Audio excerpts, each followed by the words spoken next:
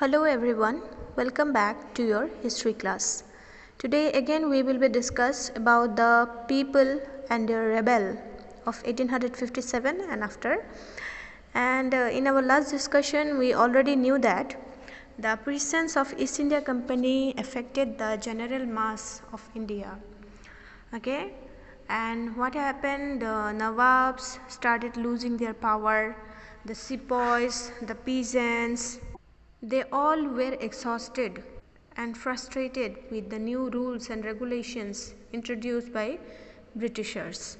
So many Indians began to feel that the Britishers were destroying their religious beliefs, social and traditional way of life, and of course the feeling of hatred was being developed in the people's mind for East India Company.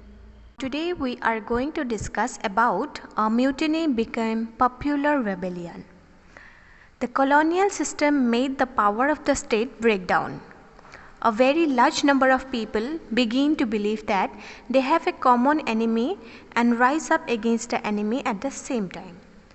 For such situation to develop, people have to organize, communicate, take initiative and display the confidence to turn the situation around.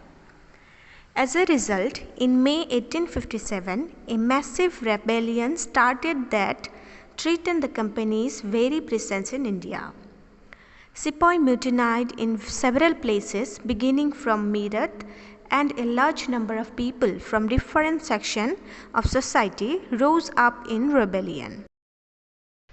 On 29 March 1857, a young soldier, Mangal Pandey, was hanged to death for attacking his officers in Barakpur. 85 sepoys were dismissed from service and sentenced to 10 years in jail for disobeying their officers. This happened on May 9, 1857. The sepoys refused to do the army drill using the new cartridge, which were suspected of being coated with the fat of cows and pigs. Thus tension grew between sepoys and company. The sepoys were determined to bring an end to the company's rule.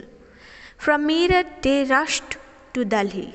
As the news of their arrival spread, the regiments stationed in Delhi also rose up in rebellion. They met the Mughal Emperor Bahadur Shah Jafar and proclaimed him as their leader. The Mughal Emperor got support from the rulers and chiefs of the country, and together they rose against the British power.